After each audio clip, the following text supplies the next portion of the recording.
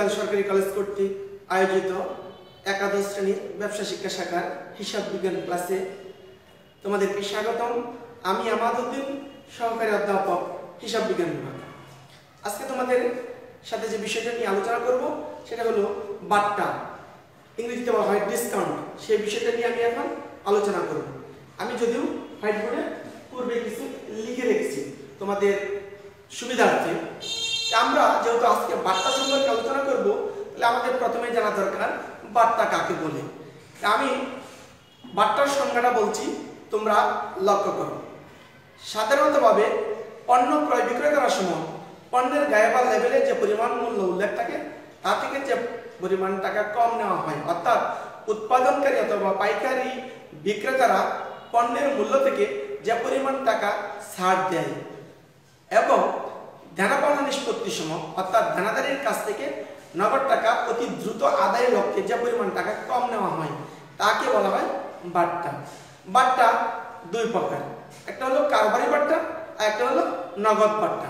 আমি এখানে লিখলাম বাট্টা, একটা হচ্ছে কারবারি বাট্টা, একটা হচ্ছে নগদ বাট্টা। কারবারি বাট্টাকে ইংরেজিতে বলা হয় ট্রেড ডিসকাউন্ট আর নগদ বাট্টা হলো ক্যাশ ডিসকাউন্ট।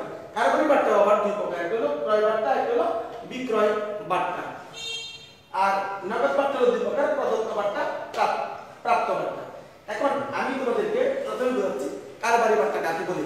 কারবারি বাট্টা হলো পণ্য ক্রয় বিক্রয় করার সময় পণ্যের গায়ে বা লেভেলে যে মূল্য উল্লেখ থাকে তার থেকে যে পরিমাণ কম নেওয়া হয় বা ছাড় দেওয়া হয় তাকে বলা হয় কারবারি বাট্টা। আর নগদ বাট্টাটা হলো এই ধারে পণ্য বিক্রি করার পর এই টাকা অতি তাড়াতাড়ি আদায়ের লক্ষ্যে দেনাদারের কাছ থেকে যে পরিমাণ টাকা কম নেওয়া হয় বা ছাড় দেওয়া হয় সেটি হলো নগদ বাট্টা। আমি তোমাদেরকে বুঝার সুবিধার জন্য একটি উদাহরণ দিচ্ছি। সেটা হলো জনির নিকট 20% বাট্টায় 20,000 টাকার পণ্য বিক্রয়। তাহলে যেহেতু নাম উল্লেখ আছে জনির নিকট, সুতরাং নগদ শব্দ উল্লেখ নাই, তাতে বোঝা যাচ্ছে সেটা বাকিতে বিক্রয় করলাম। একমত? তাহলে এটা চালান মূল্য কত আছে? 20,000 টাকা। এখন আমরা বললাম 20% বাট্টায়, তাহলে ওই যে 20% অর্থাৎ 20,000 এর 20% কত হয়? 20,000 এর 20% হলো 4,000 টাকা। অর্থাৎ এই যে 20,000 টাকা ছিল, এই 20,000 এর 20% এ 4,000 টাকা, এইটাই বাদ দেওয়ার পরে অর্থাৎ 16,000 টাকা আমরা, তাহলে বোঝা গেল জনির নিকট আমরা যদিও 20,000 টাকার পণ্য বিক্রি করছি, কিন্তু তার নামে আমরা লিখবো 16,000 টাকা। কারণ কি? তারা যে 20% ছাড় দিলাম, তাহলে এই পণ্যের চালান মূল্য থেকে যে পরিমাণ টাকা ছাড় দেওয়া হয়, যে কম নেওয়া হয়, এই কম টাকাটা হলো কারবারি বাট্টা। এটা হিসাবের বইতে লিপিবদ্ধ করা হয় না। পরীক্ষায় আসে অনেক সময় আমাদের অবজেক্টিভে যে কোন বাট্টা হিসাবের বইতে লিপিবদ্ধ করা হয় না, উত্তর হলো কারবারি বাট্টা হিসাবের বইতে লিপিবদ্ধ করা হয় না। তাহলে আমি এখন জনির কাছে পাবো কত? 16,000 টাকা। এখন জনিকে বললাম যে তুমি যদি আগামী 10 দিনের মধ্যে তুমি আমার টাকা পরিশোধ করতে পারো, তাহলে আরো 5% কম নিব তোমার কাছ থেকে। তাহলে জনিকে এখন আরো 16,000 টাকা পাই। তাহলে এখন তাকে আবার বললাম যে 5% ছাড়, অর্থাৎ এই 16,000 ইনটু 5% অর্থাৎ তার কাছ থেকে 800 টাকা কম নিলাম। তাহলে অ্যাকচুয়ালি আমি তার কাছ থেকে আদায় করব 15,200। এটার নাম হলো নগদ বাট্টা। এটার নাম হলো নগদ বাট্টা। ঠিক আছে? তাহলে আমরা বুঝলাম এটা।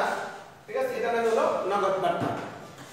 তাহলে আমরা ভালো করে বুঝতে পারছি যে নগদ বাট্টা এবং কারবারি বাট্টা কাকে বলে এবং কোন জিনিস।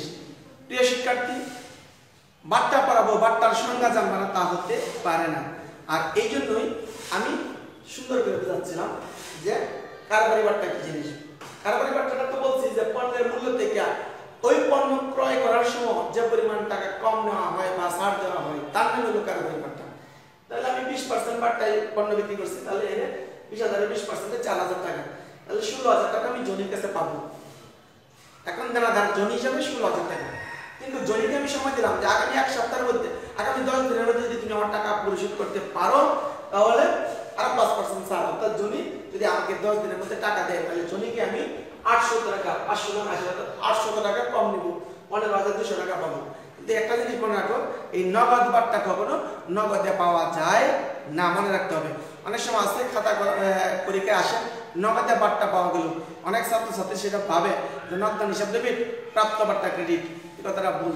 সন্দেশ যেমন কোনো দেশ না, এটা হলো মিষ্টি জাতীয় দ্রব্য, এটা খাওয়ার জিনিস, ঠিক তেমনি করে নগদে বাট্টা পাওয়া গেলেও কখনো নগদে পাওয়া যায় না, এটা সন্দেশের মতো। এটা আমি তোমাদেরকে বাট্টা এবং কারবারি বাট্টা এবং নগদ বাট্টা এই সম্পর্কে ভালো একটা ধারণা ইতিমধ্যে তোমাদের হয়ে গেছে। এখন ক্রয় বাট্টা, পণ্য ক্রয় করার সময় যে পরিমাণ বাট্টা দেয় তাকে ক্রয় বাট্টা, বিক্রয় করার সময় যে পরিমাণ বিক্রয় কারবারি বাট্টা, যে বিক্রয় করার সময় যে পরিমাণ টাকা ছাড় দেওয়া হয় সেটাকে বলা হয় বিক্রয় কারবারি বাট্টা। প্রদত্ত বাট্টা হয়েছে কাউকে, প্রদত্ত বাট্টা কাকে বলে? দেনাদারের কাছ থেকে। সবসময় তুমি নিজের বিজনেসম্যান বানো, তাহলেই তোমার সহজ হবে। অর্থাৎ তুমি পণ্য বিক্রি করছো, এখন যাদের কাছে বিক্রি করছো তাদেরকে বলা হয় প্রাপ্য হিসাব, সনাতন পদ্ধতিতে বলা হয় দেনাদার।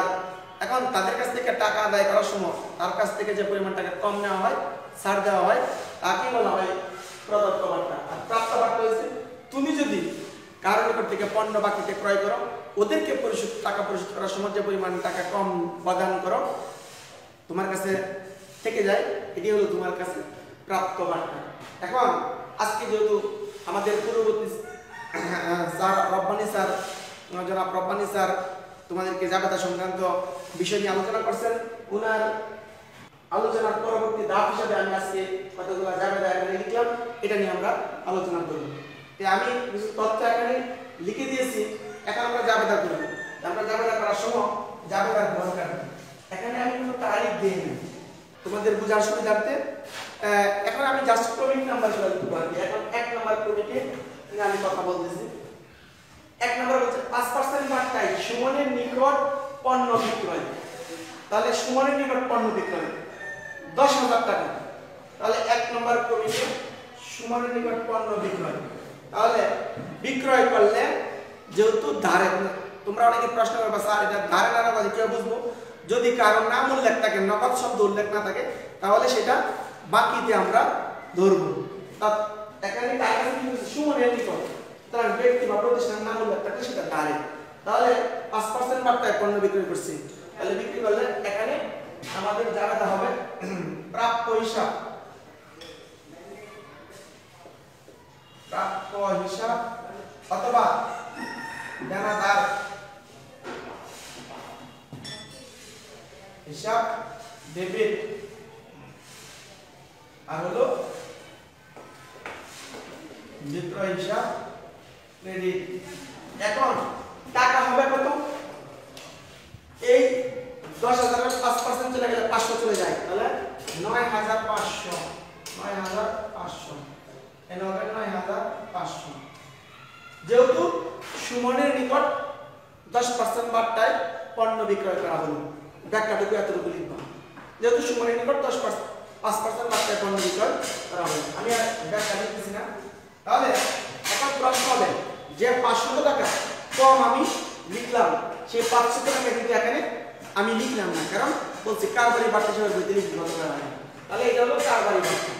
তারপর বলছে 2% বাট্টায় জলিলের নিকট হতে ক্রয়, জলিলের নিকট হতে ক্রয়। তাহলে ক্রয় করলে 2 নাম্বার, তাহলে ক্রয় করলে ক্রয় হিসাব, ক্রয় হিসাব ডেবিট। আবার হলো প্রদেয় অবলিক পাওনাদার হিসাব, পাওনাদার হিসাব। অনেকে আবার পাওনাদার হিসাব ব্যক্তির নাম দিতে পারে, পাওনাদার হিসাব জলিল, তাহলে হবে পাওনাদার হিসাব ক্রেডিট। কত টাকা? 2% বাট্টায় 8,800 টাকা, 2% 160 টাকা বাদ। তাহলে যদি 160 টাকা বাদ হয়, তাহলে এখানে হবে 7,840, 7,840 টাকা হবে আমাদের এটা। 8,000 টাকার মাল বিক্রি করলেও 8,000 এর 2% 160 টাকা বাদ। তারপরে 3 নাম্বার, 3 নাম্বারে কি বলবো? আমাদের সুফিয়ানের নিকট হতে তার দেনাপূর্ণ নিষ্পত্তির সাপেক্ষে 10% বাট্টায় পাওয়া গেল 9,000 টাকা। এটা একটু ক্রিটিক্যাল, একটু বুঝতে হবে। এর বলছে সুফিয়ানের নিকট দেনাপূর্ণ নিষ্পত্তি, সুফিয়ানের নিকট হতে তার দেনাপূর্ণ নিষ্পত্তিতে সাপেক্ষে 10% বাট্টায় পাওয়া গেল 9,000 টাকা। তাহলে বুঝতে হবে এখানে 10% বাট্টা বাদে, তাহলে এটা হলো এই যে 10%, এটা হলো আমাদের প্রাপ্ত বাট্টা, এটা হলো আমাদের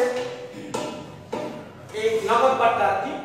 ঠিক আছে, তাহলে এটার জন্য আমরা জাবেদা লিখব যে নগদ হিসাব, জাবেদা আমরা লিখব যে পাওয়া গেল, এর জন্য জাবেদা প্রথমে লিখব নগদ হিসাব, নগদ হিসাব দেবে প্রদত্ত বাট্টা, প্রদত্ত বাট্টা দেবে, আর হলো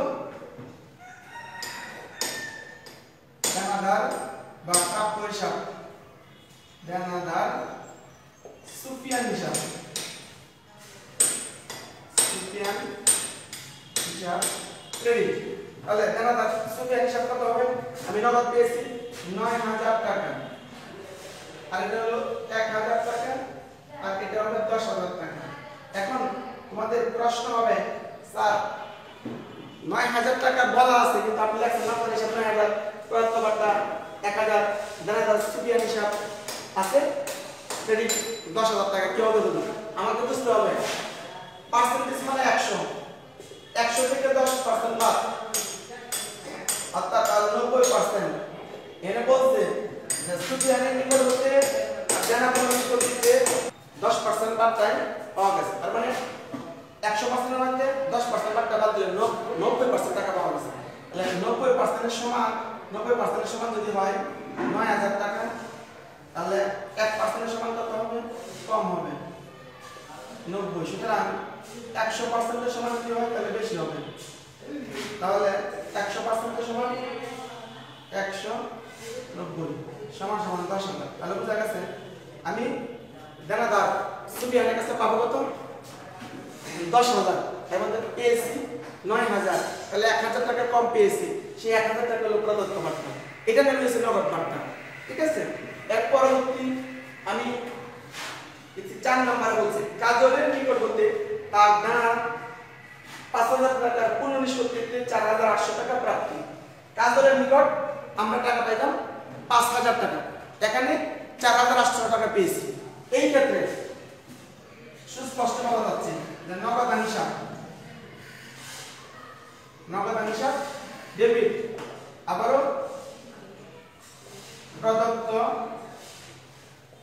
বাট্টা ডেবিট, তারপর কাগজ থেকে কাজলের নিকট থেকে দেনাদার, দেনাদার কাজল ক্রেডিট। এই ক্ষেত্রে টাকা পেয়েছি 4800, আর 200 হলো প্রদত্ত বাট্টা, 5,000 টাকা হলো আমার দেনাদারের কাছ থেকে পেয়েছি। অর্থাৎ এটা সহজ, কারণ এটা হলো কি বলা আছে যে 5,000 টাকার মধ্যে দেনাপূর্ণ নিষ্পত্তিতে 4800 টাকা পাওয়া গেল, তাহলে 200 টাকা কম পাওয়া গেছে, এই 200 টাকা হলো প্রদত্ত। কাজলের কাছের জন্য সেই দেনাদার কাজলের কাছে কিন্তু সেটা প্রাপ্ত বাট্টা, কিন্তু আমরা যখন করব, আমরা ব্যবসায়ী মানুষ, তখন কিন্তু সেটা হলো প্রদত্ত বাট্টা। অর্থাৎ আমি দিছি আমার জন্য সেটা প্রদত্ত, কিন্তু কাজল পেয়েছে তার জন্য প্রাপ্ত। যাই হোক, এখন যেহেতু আমাদের বই হিসাব করতেছে, আমাদের হিসাব করার জন্য, আর আগেরটা ছিল কিন্তু পার্সেন্টেজ আগে 10% বাট্টাই 9,000 টাকা পাওয়া গেছে, তার মানে 100% এর মধ্যে 10% বাদ 90% টাকা পাইছিলাম, 90% 9,000 হলে 100% হলো 10,000, তার মানে 10,000 থেকে 9,000 কমে গেলে 1,000 টাকা। এটা ছিল প্রদত্ত বাট্টা। তো এখন একটা সহজ, আগেরটা তুলনায় আর কি। এখন আমরা করব 5 নাম্বারটা করে দিচ্ছি। আলীকে তার পাওনা পূর্ণ নিষ্পত্তিতে 5% বাট্টায় পরিশোধ 9,500 টাকা। এখানে বুঝতে হবে 5% বাট্টায় আমি 9,500 টাকা পরিশোধ করছি। তাহলে 5% বাট্টায় যদি পরিশোধ করি, পরিশোধ কিন্তু করছি 9,500, কাকে পরিশোধ করছি? আলীকে। তাহলে এখানে বুঝতে হবে 100 এর মধ্যে 5% বাদ 95% টাকা পরিশোধ করছি, 95% যদি 9,500 হয়, এটা আমি এটা দিই 95% পরিশোধ করছি। কিভাবে? 100% মাইনাস 5 সমান 95%। 95% এর সমান যদি হয় আমার 9500, 1% এর সমান হবে 9500 বাই 100 এই 95। সুতরাং 100% এর সমান কত হবে? বেশি হবে 195 সমান সমান এখানে 10,000 টাকা। তাহলে বুঝা গেছে 10,000 টাকা যদি হয় আর এটা থেকে যদি 9500 বাদ দিয়ে তাহলে 500 টাকা আমি বার্তা পেয়েছি। অর্থাৎ আলীকে তার পাওনা পূর্ণ নিষ্পত্তিতে 5% বার্তা পরিশোধ 9500 টাকা। এই যে 9500 টাকা আমি পরিশোধ করছি, তার মানে আলী আমার কাছে পাইল হলো কত? 10,000 টাকা। পরিশোধ করছি 500 টাকা, এই 9500 টাকা। তাহলে 500 টাকা যে কম পরিশোধ করছি এটা হলো আমার প্রাপ্ত বার্তা। এখন আমি লিখতেছি এটা হলো 5 নম্বরে। তাহলে পাওনাদার বা প্রদেয় হিসাব, প্রদেয় অথবা পাওনাদার আলী ডেবিট, তারপর হলো উনি হবেন 10,000 টাকা। এরপর হলো নগদান, নগদান হিসেবে হলো ক্রেডিট 9,500 টাকা। আর হলো প্রাপ্ত ক্রেডিট 500 টাকা। এই 3 নম্বরের সাথে 5 নম্বরের মিল। এখন 6 নম্বর বলছে নগদ বার্তা পাওয়া গেল। এই যে আমাদের ছাত্রছাত্রীরা ভুল করে নগদে বার্তা পাওয়া গেল, কিন্তু ওরা যাবে তাই লিখে নগদান হিসাব ডেবিট প্রাপ্ত বার্তা ক্রেডিট। এটা হবে না, কারণ নগদে বার্তা কোনো নগদে পাওয়া যায় না। এটা প্রিয় শিক্ষার্থী এই জিনিসটা ভালো করে বুঝতে হবে। নগদে বার্তা পাওয়া গেল 1000 টাকা। এই ক্ষেত্রে নগদে বার্তা পাওয়া গেলে দেনাদার পাওনাদারকে টাকা যেটা কম দেওয়া হয় এটাই সাধারণত হবে। সেটা দেওয়া হবে প্রদেয় অবলিক পাওনাদার হিসাব ডেবিট প্রাপ্ত বার্তা, প্রাপ্ত বার্তা ক্রেডিট। এইখানে হলো 1000। কিন্তু আমাদের ছাত্রছাত্রীরা ভুল করে এটা জানলা লিখে ফেলে নগদান হিসাব ডেবিট প্রাপ্ত বার্তা ক্রেডিট।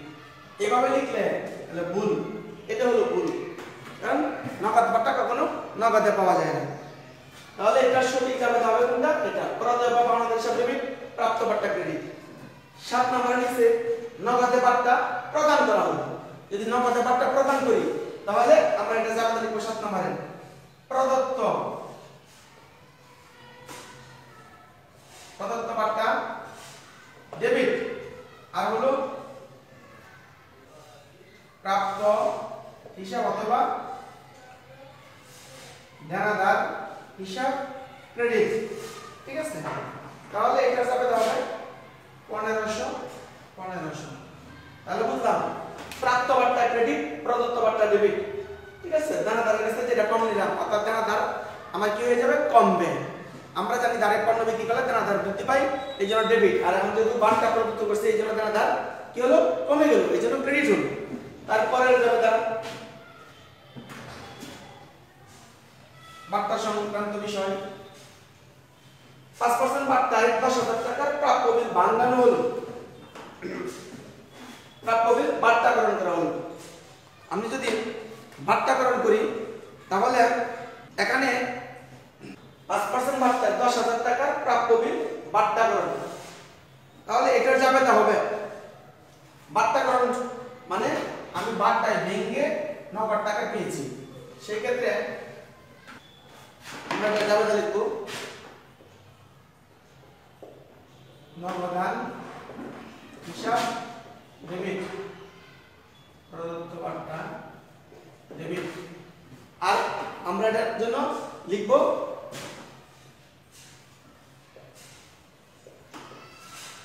প্রাপ্য বিল হিসাব ক্রেডিট। সেই ক্ষেত্রে 9,500 টাকা 500 টাকা আর হবে 10,000 টাকা। নগদান হিসাব ডেবিট, প্রাপ্ত বার্তা ডেবিট, প্রাপ্য বিল হিসাব ক্রেডিট। অর্থাৎ এটা হচ্ছে প্রাপ্য হিসাব বাংলার জন্য। পরে যাবে দেনাদারকে পূর্বের প্রদত্ত বার্তা বাতিল করা হলো। দেনাদারকে একবার বার্তা প্রদান করেছি, এখন সে বার্তার টাকাটা তাদের কাছ থেকে বাতিল করে দিয়েছি। সেই ক্ষেত্রে আমাদের জাবেদার অবস্থা কি দাঁড়াবে? সেই ক্ষেত্রে আমাদের বার্তা বাতিল করছি, যখন বার্তা প্রদান করি তখন আমরা দেখি প্রদত্ত বার্তা নেবে দেনাদার হিসাব ক্রেডিট। এখন যেহেতু বার্তা বাতিল করে দিয়েছি, এই জন্য এটার জাবেদা আমরা লিখব 7 নম্বরে প্রাপ্য অথবা দেনাদার হিসাব ডেবিট, প্রদত্ত বার্তা ক্রেডিট। কত টাকা হলো? 1000 টাকা। এটা আমরা জানি বার্তা প্রদান করলে যাবে প্রদত্ত বার্তা ডেবিট, প্রাপ্য বা দেনাদার হিসাব ক্রেডিট। আর এই ক্ষেত্রে বার্তা বাতিল করছে, অর্থাৎ উল্টা যাবে হলো প্রদত্ত প্রাপ্য অথবা দেনাদার হিসাব ডেবিট, প্রদত্ত বার্তা ক্রেডিট। তাহলে এটা হলো জাবেদা। সুতরাং আমরা এই বার্তা সংক্রান্ত বিষয় আজকে আলোচনা করেছি। তোমাদের যে কোনো পাঠ্য বই, হিসাব বিজ্ঞান বইয়ে বার্তা সংক্রান্ত বিষয় নিয়ে জাবেদার যে বিষয়সমূহ আছে তোমরা ভালো করে অধ্যয়ন করো।